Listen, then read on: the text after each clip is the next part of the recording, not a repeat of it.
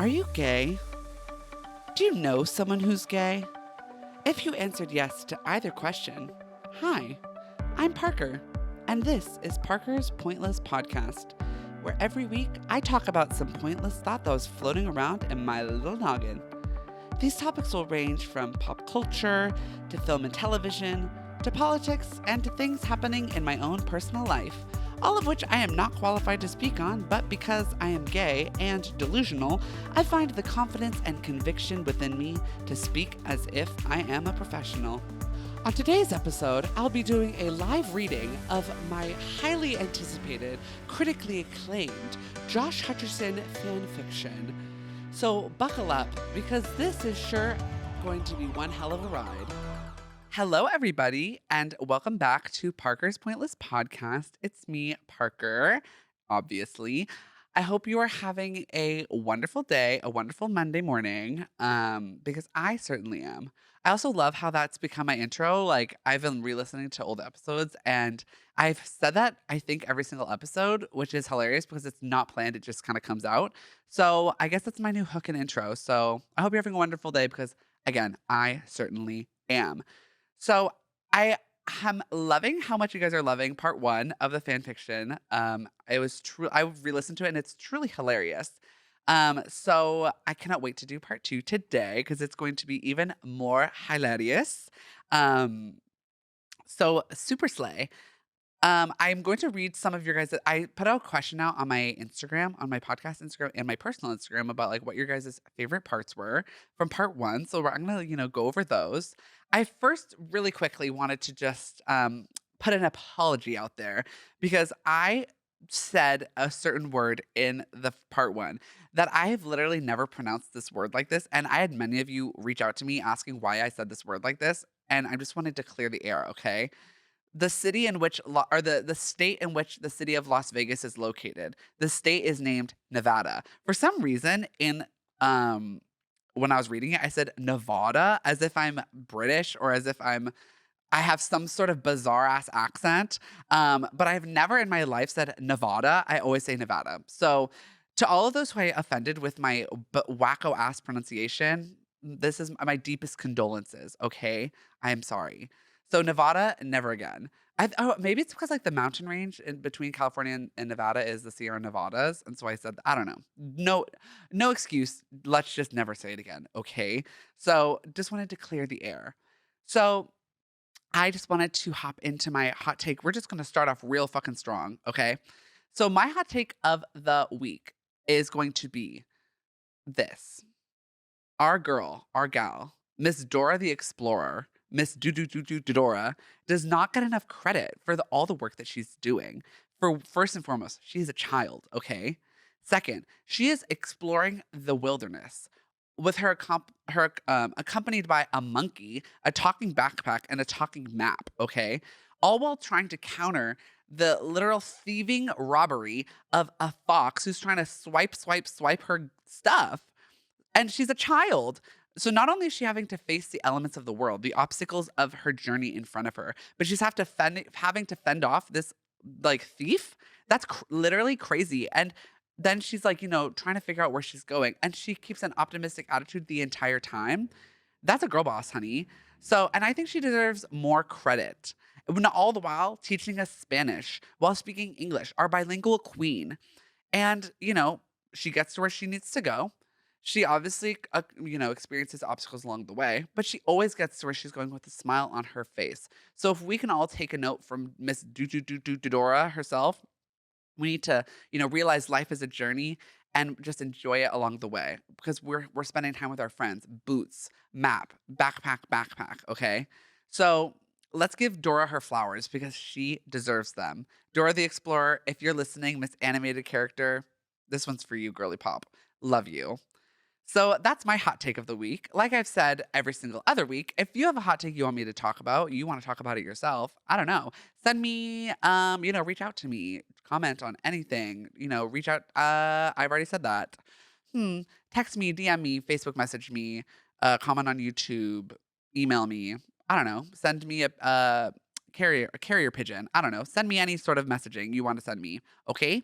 So yeah, that's the hot take of the week. I also wanted to sorry, I'm like a little bit scatterbrained right now, y'all. Um, think. I forgot to ask you guys a final thoughts question last week. I re-listened to the episode and realized I never did, but it's okay because I'm gonna ask you one at the end of this episode because it was a part one, part two. So we'll get to that, down the end of the line. But I did forget last week because I'm literally a stupid whore. So I'm so sorry for disappointing you all. It's truly brought me down. So, without further ado, I think we should hop right back in to the fan fiction. But at first, I'm going to read your guys' submissions for what you said were your favorite lines because I asked you guys what was your favorite line of the fanfic from part one. So, I didn't get many responses because I guess you all literally hate me and wish I was dead, but either way. I someone said flinging the sticky messy dough at the older friend. Girl, that was the same one of my favorite lines as well. My favorite line actually was I high five Josh Hutcherson in delight. I think that line really sent me over the edge. But flinging the sticky messy dough was a close second. And it was the same with the older friend. The older friend, older actor, younger, the constant like older younger energy was so hilarious that it was truly, truly so funny. But yes, flinging the sticky, messy dough, honey, like I said many times in the first episode, gay, gay, gay, gay, gay, gay. And then let me go to my podcast Instagram so I could read those submissions as well. Nevada was a submission. Yeah, it's giving cuckoo crazy, honey. I don't know why I said that. Again, I apologize. And then the final one was having a house is the real fantasy. Let me tell you guys, houses are millions of dollars. Like, and for what? Like, literally just put a roof over my head and to have like equity. It's crazy out here. I'm like, I guess I'm just gonna be renting my whole life because I cannot afford a house. Unless I marry rich, which, is the plan. Josh Hutcherson, if you're rich, if you're single, if you're looking, baby, I'm right here. Let's make this fan fiction a fan reality, okay?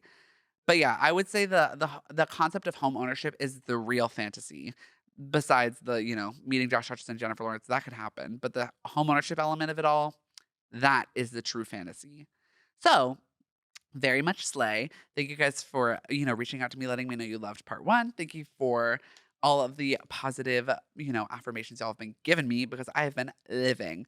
But now, without further ado, let's hop back into Miss Part Two because we are halfway through and we have so much more juicy, juicy drama.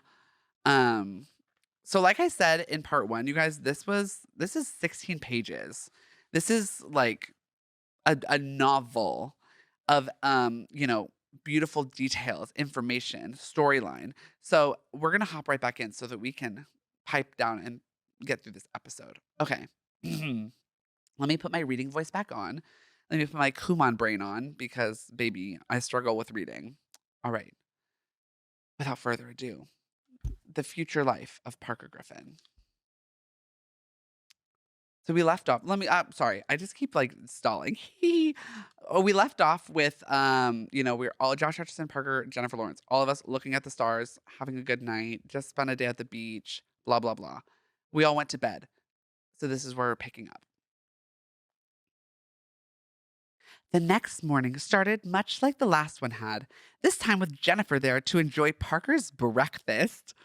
She was just as quick as Josh was to praise his cooking skills, but Parker secretly enjoyed Josh's compliment much more. You guys, it's gay, gay. Also, like, when did I think I was a chef? Like, because I like to cook now as an adult.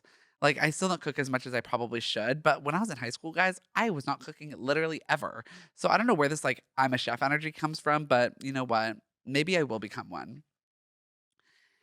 As soon as Jen put her fork and knife down, she glanced at the clock and said, I should be going soon. The flight leaves in a few hours. I just have a few more things to pack. Oh, and I'll call a taxi. I'll help you pack, Josh said. And Parker saw them share a significant glance out of the corner of his eye. He whipped his head. Okay, you guys, can I read? His head whipped around to look at Josh, but the look was gone. As soon as we're done, I'll help you clean up the kitchen, Peter. No problem, JHutch. You guys, I can't. Parker busied himself with a few posts. Okay. You guys, I really can't read. Maybe I should really go back to Kumon. Parker busied himself with a few pots and pans, putting the dirty dishes in the sink and listened carefully. The moment he heard the footsteps turn the corner at the top of the stairs, he tiptoed after them as covertly as possible. He stepped around the creek. He stepped around the creak in the stair and silently followed the sound of hushed voices. He put his ear to the door and listened carefully. It's not like you don't see him all the time, Josh. I mean, it's your choice, but yes, it's my choice, and I choose to stay here for another 2 days. You guys, I can't.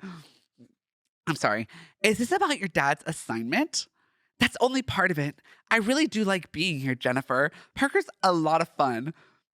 You guys, I can't, he's a funny kid, and I feel like I don't know, like a mentor to him or something. You guys, I have to pause because I'm like, if you're watching this on YouTube, like my grin is like overwhelming. Um, this is so funny. Like, this is so gay. Like, something I didn't explain in part one was like when I was a sophomore in high school, okay? So I was 15 years old, not out of the closet yet, like very much, aware the gay was there, very much aware the queerness was there, very much inside my own brain. And when I read The Hunger Games, because I read part one, I read the first Hunger Games right before the movie came out because the movie was coming out. I read the first one, saw the movie. Then I read 2 and 3 before the second movie came out. And so I was very much so I saw the movie, very much was like, "Josh Hutcherson, you're kinda sexy." And then when I read part 2 or the second book, which Catching Fire, they're like Katniss's and Peeta's relationship becomes a little steamier, becomes a little more romantic, comes a little bit more, personal. And in my head, because I thought Josh Hutcherson was hot, I was like, I'm Katniss Everdeen. I'm with Peeta Millark. Like, he is my man. Like, they cuddle in the book and they talk about it. And I was like, in my mind, going to sleep at night, imagining just like Josh Hutcherson is cuddling me. So like really like this was like I was so down bad for Josh Hutcherson, and I probably still am, like deep in my heart of hearts. But like girly pop, it was crazy. So I just really want to put that framework into all of your guys' mind because like it is dripping in the text of this fan fiction. So that's the context of why I was so obsessed with Josh Hutcherson. That's why this exists. Which also love that he's a short king. He's like 5'7". He's a dainty little doll. He's a Polly Pocket himself. I think if I told Josh Hutcherson he was a Polly Pocket, he would probably like combust, but maybe he would live. Who knows? Okay, back into it. So I don't know, like a mentor to him or something. There was a moment of silence before the female voice spoke again. I understand. Thanks for considering, Peeta, Jen said with a smile in her voice. Josh chuckled softly. It wasn't much of a choice, actually, but thanks for the offer, Katniss. He laughed again and said, This is completely out of character, isn't it? Peeta would never have left Katniss go anywhere alone. I guess you're losing your touch, Jen teased. Parker barely heard the last line because he was tiptoeing down the stairs as quickly as he could. His hand was clenched in a fist. Honestly, I was Arthur fisting. And it was pressed firmly over his mouth to keep an ecstatic scream from breaking free of his heart and skyrocketing right through the ceiling. You guys, this is homosexual. Anyways, he couldn't believe what he had just heard. It was like his most precious it was like his most precious dream unfolded right in front of him. Josh Hutcherson actually liked being his friend. Oh, that's kind of sad. This is like honestly very telling, and I guess I was a very sad child. Anyways, I've gone to therapy since then, you guys, so everything's okay. But if this is any sort of advertisement for therapy, let it be that, you guys. It will save your life. Anyways, he liked spending time with him. He thought that he, Parker Griffin, was funny. The best part for Parker was hearing that Josh felt like he was his mentor. His idol wanted to teach him and be an example for him. He had chosen to spend time here rather than leave with an actress much more refined and professional than Parker was. You guys, I mean, she's an Oscar winner, so like really, they're not, Miss Courtney was not lying. Jennifer must have asked Josh to go to New York with her, where Josh could easily get a flight to Kentucky on the other side of the snowstorm. Josh had put off seeing his family just for Parker. He felt like jumping and singing and dancing and skipping and screaming and spinning and crying all at once. If he died today, Parker decided he would die satisfied. You guys, this is crazy. I told you part two is going to be crazier than part one. He hummed as he skipped to the kitchen and washed the dishes. It's giving Cinderella, honey. I mean, like in part one, I said I was Cinderella, girl. I've been Cinderella, and that's a fact. He was practically dancing when Josh strolled into the kitchen where he stopped and stared at Parker. The younger actor, back at it, turned around with a wet dish in his hand, grinning at the incredulous Josh. They looked at each other for a moment, and then Josh burst out laughing. Parker joining him almost immediately. By the time Jen had all her bags downstairs, Parker was rolling on the floor laughing, and Josh was clutching the counter with one hand and his stomach with the other as he laughed so hard that he could barely breathe.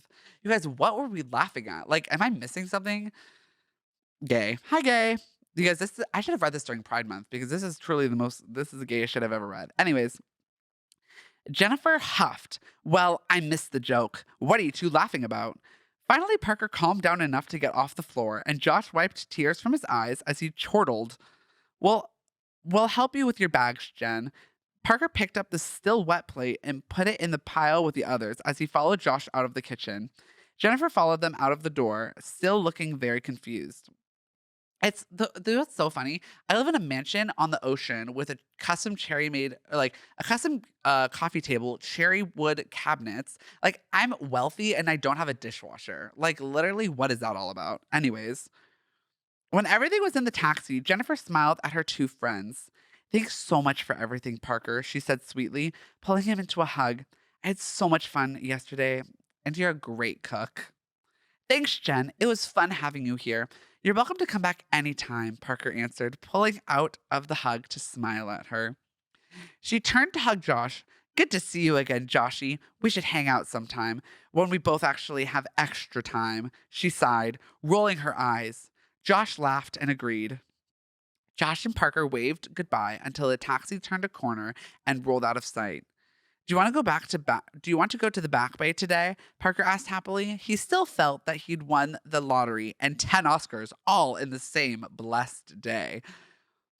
You guys, I won the lottery and 10 Oscars all in one day because Josh Hutcherson said he was my mentor. Like literally, I'm the Duchess of Down Baddington. Anyways, sure.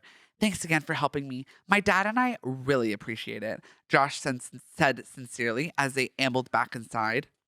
Within an hour, the two friends were driving to Newport Beach with sack lunches. Soon they were clambering out of the car and taking in the serenely quiet Back Bay. For those of you who don't know, Newport Beach, sits on like a peninsula, I think. I'm not a geographer. I'm not very smart when it comes to this whole thing. So I could be totally wrong. But Newport Beach sits on like a peninsula and there's a whole like estuary area, waterway, Back Bay area that's really beautiful, like lots of biodiversity. It's very slay. So if you ever want to, go on a beautiful walk, hike, run situation, go to the Back Bay in Newport Beach if you're in Orange County. They had stopped at a small kayaking harbor that offered a beautiful view of the Back Bay. The brilliantly green plants were tall and bent gracefully in the steady breeze, and the deep blue water was not clear, but somehow still clean and natural. Sure. Every minute or so, a fish would leap through the water as if breaking through glass and then disappear again, leaving the water looking undisturbed again. It's so quiet, Josh said in a hushed voice, as if speaking too loud would upset the ecosystem. And beautiful, right? Parker asked quietly. Right? My dad is going to love this, he answered softly as he snapped pictures. Because the like visual details and like the language used in this fanfiction is truly like it's giving advanced. It's SAT, which like we're all sophomores in high school. So if I wrote this myself, you guys, it would have been so elementary. But Miss Courtney really elevated the text with all of these, description words. They eventually went into the small building nestled at the top of the shoreline and rented kayaks. The woman at the front desk recognized them both and nearly passed out when they walked in. But Josh and Parker were able to calm her down and pacify her and a coworker with a few autographs. This is so wild. They hurried out to the kayaks, picking paddles and life jackets, and then lifting two single seat kayaks into the water. They pushed off and were soon paddling with the current and observing the plants and birds all around them. A bike path was located on their right, but it was far enough away that it didn't distract from the surrounding beauty. Josh continued to snap pictures, careful to keep the expensive camera dry. They continued to paddle for about 2 hours, occasionally racing each other and challenging each other to various contests. Only gay people compete against each other. That's a hot take, but anyways. At one point, the two friends saw a tall, elegant white bird tiptoeing through the tall, swaying grass. And Josh called to Parker, "Let's see who he likes more. Whoever gets closer to him wins. The one rule is not to touch him, since he is a specially protected bird, and we don't want to hurt him." What an environmentalist. Parker agreed, and to his triumphant delight, he was able to get closest to the bird before it swept its long wings and fluttered to a safer, human free, grassy area farther inland. However, Parker's kayak almost tipped in his attempt, and they agreed that it was time to go back. On the way home, Josh admired all the pictures he had taken. "My dad's going to love these. This back bay was the perfect place to get the pictures he needs. Parker, wow, Parker, this one's amazing. The bird looks like he's posing for the picture." I just have to pause to just briefly talk about this assignment that we were given by Josh Hutcherson's father. I don't understand why us taking pictures is necessary for this man's research where he lives in Kentucky and we're in Cal. None of it really makes sense, but you know what? This is a fantasy for a reason because it doesn't need to make sense because it's all about what's giving and it's clearly giving. So if you don't get it, neither do I. So we're all on the same page. Where did I go? Um, okay, let's pick up. "Wow, Parker, this one's amazing. The bird looks like he's posing for the picture." "Great. Great, great, Hutch. Show me when we get home," Parker said, grinning in spite of himself. Josh's enthusiasm was contagious. Josh ran to his room as soon as they arrived at the house to grab his USB cord in order to upload the pictures onto the computer. This is pre AirDrop, Bluetooth kind of. This is 2012, so it was pre-technology like that. So we had the USB cord doll. Parker, who was downstairs in the office waiting for Josh to bring the cord, heard a frustrated groan vibrate through Josh's open bedroom door and through the office near the bottom of the stairs. "What's wrong, Joshy?" "I can't find my USB drive. Do you have one I could borrow?" "Yeah, I think so," Parker said. Oh, you guys, the staples on this are starting to fall apart, so the pages are going to be a little crazy.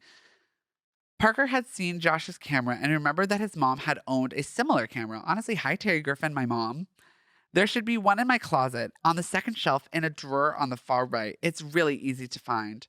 "Thanks so much, Peter," Josh called downstairs in relief. "No problem," Parker called back, and he smiled to himself. It was so rewarding to help Josh. Gay. He was so thankful and sincere and he was such a great friend. Parker felt wonderful. Slay. And then suddenly, horrifically, the wonderful feeling was gone. It disappeared so suddenly and so completely that it may as well have never been there.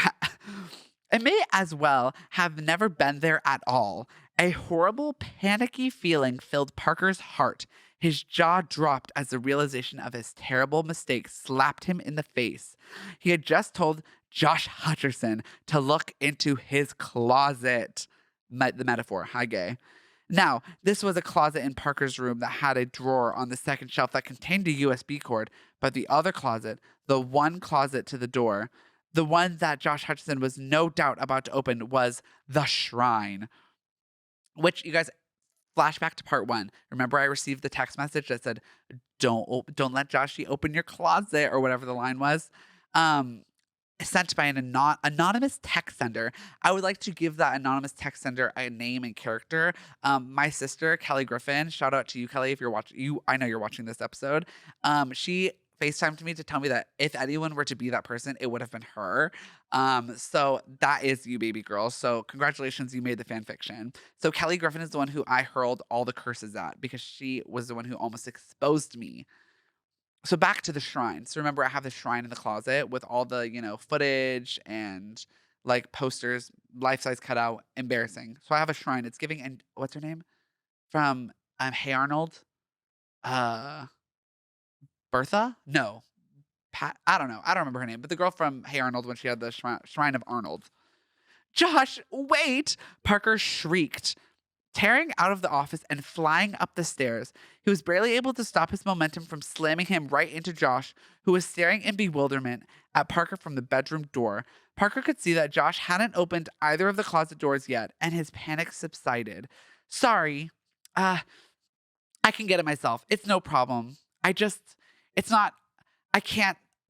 Listen, there's just some embarrassing things in here, and I forgot about them until now. Parker stuttered, red-faced, and he stumbled to the second closed door on the left wall, pulled it open, and grabbed the USB cord. He couldn't bring himself to look right into Josh's eyes, but nervous glances at his face told Parker that the other man was very suspicious now. Parker just wanted to get out of this room as quickly as possible and move on so that with luck, Josh would just let it go again. Parker couldn't help pushing in the other closet door inconspicuously on his way by just to make sure it was firmly closed. Josh's eyes flickered to Parker's hand on the innocent-looking white door, and they narrowed slightly for a moment. But then he looked up at Parker and smiled. Okay, whatever you say. Thanks for the USB. You're welcome. Now let's go look at some pictures, he said with genuine enthusiasm. He led the way out of his room, elated that the catastrophe had been averted. He felt like wiping the sweat from his forehead with the back of his hand, but decided that that would be too obvious. Behind him, Parker heard the ominous sound of a door being opened. He gasped, turning on his heels to find himself staring horror-struck at his worst nightmare come to life. Josh Hutcherson had opened the door of Parker's shrine dedicated completely to him. You guys, I'm so embarrassed. I'm embarrassed. Like, I'm literally feeling what I would be feeling in this in this little story. Like, I feel the same level of embarrassment that Josh is experiencing that you guys are all experiencing. So this is meta. Josh looked just as surprised as Parker did, and it quickly changed to a look just as disturbed as Parker felt. Josh stared at a giant poster of his own face smiling back at him in hundreds of pictures that covered the entire wall. Not hundreds of pictures, you guys. Both were speechless for a moment. Then, Parker, what the heck is this? This is something a love-struck 10-year-old girl has hidden in her closet. Not a grown actor. You guys, honestly, if there's anything about me, I'm a love-struck 10-year-old girl. So that's on period. But not a grown actor, nay. Which also, I don't know how old I'm supposed to be in this fan fiction. I'm not sure if I'm supposed to be like in my 20s. I don't know. Don't know. But apparently I'm grown, honey. He poked his head in and looked deeper into the closet, which opened to the right. On the far wall was a giant picture of Josh's face, a collection of all the movies that Josh had ever started, a, quote, bucket list of things to do with Josh Hutcherson, a monologue written in honor of Josh, proudly written by Parker himself, and the life-size cutout of the famous actor. What's funny is that I would never write a monologue because clearly this fanfiction is a monologue and I did not write it myself. So that's hilarious. Anyways, needless to say, Josh was now just as horrified as Parker was. Josh, wait, I can explain. I don't want to see this anymore, Josh said in extreme discomfort, pushing past Parker and into the hallway. Josh, please listen, Parker pleaded. Josh took a deep breath and then responded flatly. I honestly think there might be a good explanation for this. Just don't lie to me anymore, Griffin. Oh my God, I feel attacked. That's not part of the book. That's how I feel right now. Let me catch my breath. One more lie, and I will leave right now. I can't be friends with someone I can't trust. Oh my God, you guys, the drama. Parker was close to tears. I'm so sorry. I never told you. I just didn't know how to tell you without being misunderstood. You guys, this is like a gay coming out story, but like not. He took a deep breath and continued. Since I was a little kid, I'd wanted to be an actor. I was in musicals for years, and I got really, really good. People loved watching me perform, and I loved performing even more. I dedicated so much time and practice to it in my junior year of high school. I tried out for America's Got Talent. I entered determined to win, and I did. My victory made me famous, and as soon as I was becoming even more successful, and soon I was becoming even more successful until I wrote this movie and I met you. I have to pause, you guys, because there's a lot. This is real dense. First and foremost, junior year of high school is apparently the year for me. This was sophomore year, so this is right before then. So we're manifesting. I would like to put on the record, I did audition for America's Got Talent when I was a junior in high school, which was so funny because like, those shows like American Idol, America's Got Talent, like reality competition shows, you really like A need to be a little bit older and B like you need to have a story. Like you need to have like some type of like something that like makes you stand out from a crowd. Not only talent, but just like you need to have something that they can capitalize off of. And when I was auditioning for America's Got Talent, my story was that I was like not trained vocally, but like I just had this innate talent, which is so psycho that like I thought that that was going to put me on the map. But you know what? It was a confidence for me.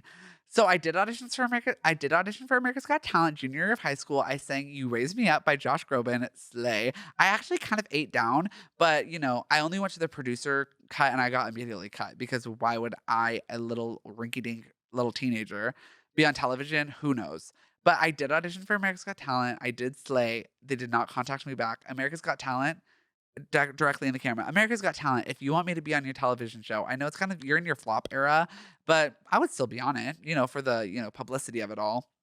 But yes, so that was the context. I did audition for that show. Next, da, da, da, da, da. My victory made me famous, and soon I was becoming even more successful until I wrote this movie and met you. Hilarious that I wrote an entire film when I can't even write a fan fiction for myself. Where is this writer energy coming from? Miss Courtney is putting a little bit of herself into this.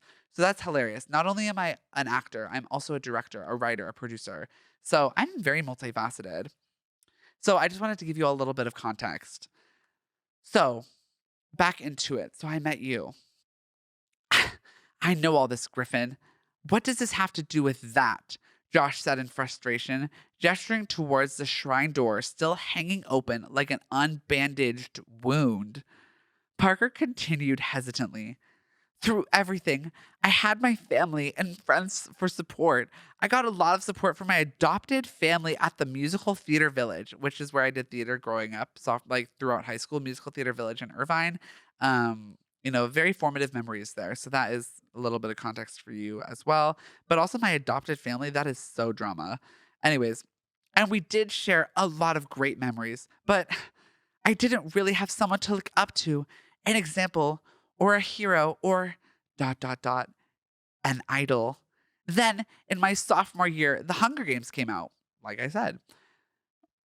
When I saw you on the giant screen, something inside me clicked. And what clicked was that I was gay. Anyways, I knew I knew then that you would be my inspiration. It was so easy to make you almost an extension of my own life. If I ever needed encouragement about my acting, I would watch one of your interviews and I made it feel like you were talking to me. Somehow this always cheered me up.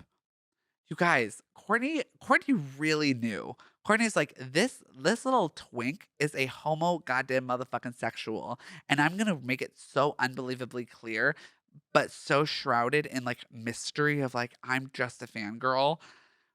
This is hilarious.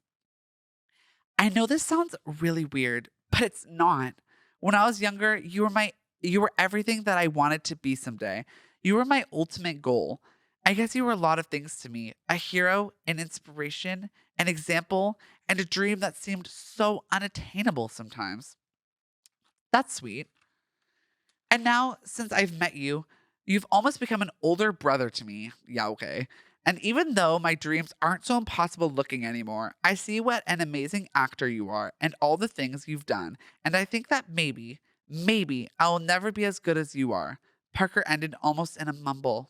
That's not true. Parker's head shot up to look back at Josh. Throughout the entire confession, Josh had not moved, almost expressionless, and Parker had assumed hopelessly that he was fighting a losing battle. Now his heart felt a nudge of hope.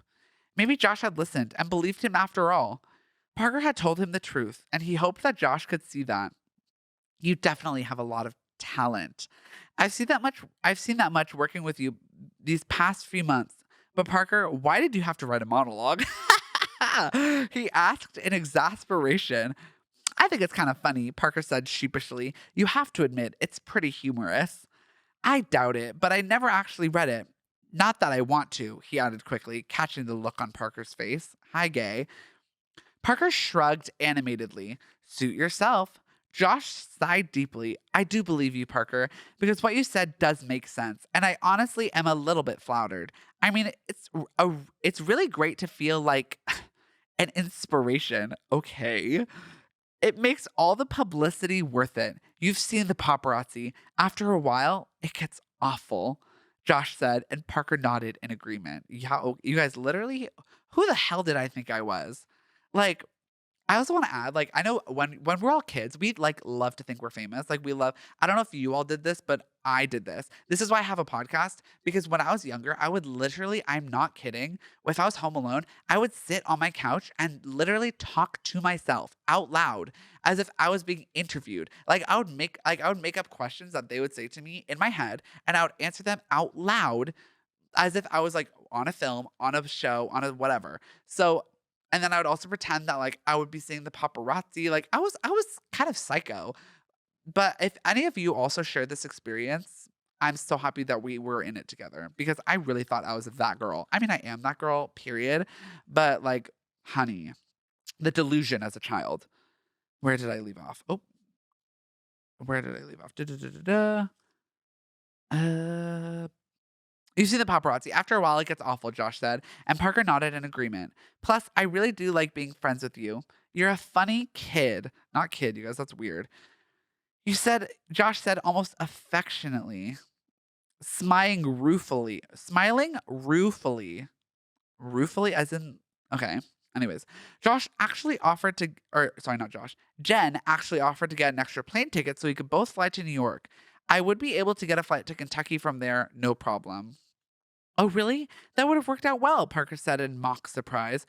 Josh's distractedness kept him from recognizing Parker's poor attempt at feigning surprise. I turned down her offer because I wanted to hang out with you a little longer. Of course, I had the pictures to get for my dad, but I also wanted to get to know you better. You guys, you guys, I can't. But you know what? Like when I read this, I received this on my 16th birthday. Oh, mama, this fulfilled my fantasies. And I read this over and over and over because I was like, Josh Hutcherson loves me. Um, where did I leave off? Up, I wanted to get the opportunity to know you better. I don't know. We knew each other pretty well. Dot dot dot. I mean, that I wanted to know you, what you were like offset, away from the cameras and stage lights. People are always a little different without the pressure, and clearly there's always more to learn about everyone, Josh said, gesturing to the open shrine door. Parker saw that he did have a very good point. I was surprised, though, you weren't noticeably different from your working self. Actually, you're almost the same person at home, just without the same focused attitude. I'm really impressed with how genuine you are. But you know what? I'm going to take this moment to lift myself up here on this moment. I would like to say that I am a very genuine person and I very am authentically myself from in all spaces, work spaces, personal spaces, with friends, with family. I like to I have a very, authentic sense of self which has been developed through years of not being able to be myself. So, shout out to being in the closet because it's made me who I am today. Shout out to this novel for, just being a time capsule of that time. I'm a very authentic, sincere person. If you ever get the pleasure of knowing me, you're welcome. But also, we all slay. So, anyways, sorry, I just wanted to give myself a little shout out because I'm a genuine person. Moving on, but I am humble too. I'm humble. Parker glowed at the compliment. He had never thought about being a different person while on set. He was always just being himself. Yeah, okay. Even the roles that he acted somehow always seemed guys, I can't. Always seemed like they contained aspects of his real character, so they became an extension of himself. That was why all his characters looked so natural. I don't see a reason why I can't be me all the time. I try to be honest with people all the time. Maybe that's why I'm such a bad liar, he admitted sheepishly. The irony of me being so gay but trying to be straight because also sophomore year I had a girlfriend isn't that a joke? Or not a joke, that's rude. Isn't that, what can I say respectfully? Isn't that hilarious? Me, Parker Griffin, the daintiest doll in town, the most feminine little girly pop you've ever met, had a girlfriend. Like, what was going on, girl? What was going on? So I had a girlfriend sophomore year of high school for literally 3 weeks, I think. And then we were just like, I think we're just friends and we're just, this isn't not gonna work. But yeah, had a girlfriend sophomore year, which is hilarious. And the fact that I said I was so authentically myself when clearly, very clearly, the rainbow was bursting through every pore of my skin. Honey, maybe that's why I'm such a bad liar, he admitted sheepishly. You're a terrible liar, Peter, Josh said, smiling. Yeah, when I said I was straight and I was very clearly gay. Yeah, sorry about that. I won't do that again. I don't really have anything else to hide. Parker, girl, I don't have anything else to hide. I think you do, girly pop. Parker looked again at the open door, but it didn't look so threatening or terrible anymore. He smiled and went to close it. Josh chuckled suddenly. I can't believe you had that weird monument up there this whole time and I never knew. Well, what was I supposed to say? Oh, Joshy, by the way, I have a shrine to you in my second closet, in case you were wondering, Parker said sarcastically. That would have been better than letting me find out the hard way, Josh protested. Letting you? Letting you? You went and opened it behind my back. Literally, Parker pointed out. That's a very good point. Josh laughed and admitted, all right, you have a point. I knew something was going on, and I knew it had to be something behind that door, and I was so curious that I just opened it. I understand, Parker told him, smiling. So we're still friends, right? Yeah, Peter, we're definitely still friends. He paused for a moment, then added, it's time for a new nickname. I've called you Peter for at least 3 weeks now, haven't I? It's getting boring. He trailed off, looking for a source of inspiration. He glanced over Parker's shoulder at the closed shrine door and grinned. I think I'm going to call you Fangirl this month, Peter. He gaped, honestly gaped, you guys, please. He gaped at this new nickname. It was by far the worst one he heard yet. Spider Man was delightful compared to this. I don't think you are, actually. This is the best I've ever thought of. Of course, I'm going to use it. Fangirl. Hopefully, Lucy and Doug will catch on and we'll have everyone calling you Fangirl within a week or two. That's kind of bullying. I refuse to answer to that. You'll have to respond sometime, Fangirl. This is ridiculous. You know you love it, Fangirl. Parker groaned. Why don't we go look at those pictures? Whatever you want, Fangirl. Parker glared at him. But Josh looked so eager and happy that Parker couldn't help but laugh and smile with him. Parker playfully punched Josh on the arm, and leading the way down the stairs, he thought, it doesn't matter what Josh calls me as long as we're friends. And that, my friends, is the end of this fan fiction. Honey, honey, honey, don't we have something to talk about? The fangirl energy of this. The nickname at the end was not wrong because baby, it was crazy. Like the fangirl energy was overwhelming. So Josh was not in the wrong for calling me that and creating that new nickname. Now, I will say, having him tell everyone on set, having him tell Miss Lucy Fisher and Miss Douglas Wick, the two characters that were created who were the directors or whatever of the film that we were working on, that's kind of bullying. So Josh Hutcherson, you're in the wrong for literally bullying me in our workspace. That's workplace harassment. I can report to you to HR. Okay. So don't be doing all that. Um, but what can I say, you guys? This truly, now that I've gotten this off my chest, I feel like I just had a really good therapy session where, like, you just like really explore something and like come to terms with something. And when I tell you guys this, like I said in the first episode, like this was so nerve wracking for me to read for some reason. Not for some reason, because obviously it was very much like a very closeted portion of my life. So it was a very vulnerable thing to explore and especially to read for an audience, which, however many of you out there that listen to this is for y'all. I hope you enjoyed it because it was truly quite silly. If this fanfiction says anything, it's that if you have a child, if you have children who are queer and you know it, let them feel it and explore it at a young age because, baby, the closetedness of it all is not going to benefit them. And I will attest to that, okay? So if you have a gay kid, girly pop, love them for it and celebrate them for it because it is so important. And like I said in the first episode at the beginning of, or the first episode, the part one, where I talked about, young queer kids and the like legislation being passed right now. Um, Queer kids exist, trans kids exist, queerness does not know an age. It does not just happen when you turn 18. It exists throughout your whole life. So celebrate children who are queer, love them for it, help them embrace it and embrace their own life because you don't want your kids writing fan fiction that is so very obviously gay but not gay at the same time. And let them live a slay life and slay along with them because that is what we all want to do here today. So I hope you all enjoyed this fan fiction because I certainly did. This is going to be I should put this in my apartment. Like I should put this in the frame or something because this is truly a piece of history, honey. I hope you all enjoyed it. I know I've said that now probably 3 times. To recap this episode, Dora deserves more credit, so give her flowers. Next week I'm gonna have a guest. Super excited about that. So look forward to next week's episode.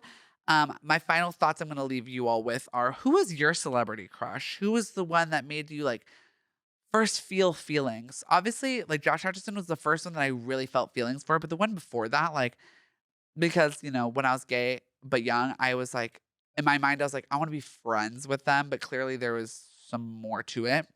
But the first one I ever thought about and I like dreamed about was Zac Efron, who I know all you girlies who are probably around my age, we all were feeling the same way towards Zac Efron because baby, he was a dreamboat.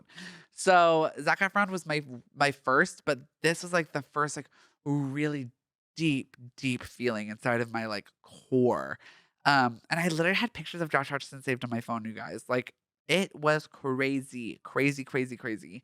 So who is your celebrity crush? Please let me know. I'll put that in the description on the episode.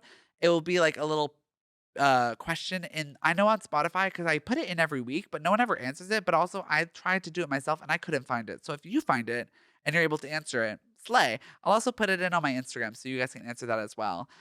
You can follow me on Instagram. My Instagram is ParkerGriffin716. That's my personal Instagram. You can also follow the podcast Instagram, which is Parker's Pointless Pod. You can subscribe to my YouTube page. You can follow me on TikTok. You can follow my personal account, or you can follow the podcast account. You can just search me. You'll find me. But yeah, follow me. We'll have a very slay fun time together. I hope you guys enjoyed this episode, and I will see you guys all next week with my guests, and it's going to be a super, super fantastically fun time. I hope you all have a wonderful rest of your week. I hope you all, think about Josh Hutcherson, watch Hunger Games. It's now on Netflix. It's streaming. So go watch it and just feel the fantasy that I was feeling, okay? Because girl, he's a cutie. Anyways, have a great rest of your week, you guys. I will see you all on the next episode, okay? Bye-bye. Mwah. Thanks again for listening to this week's episode of Parker's Pointless Podcast. If you enjoyed this podcast, please leave a review. Share this with a friend, or both. Can't wait to chat with you all again next week. This is your host, the daintiest doll in town, Parker, signing off. Bye.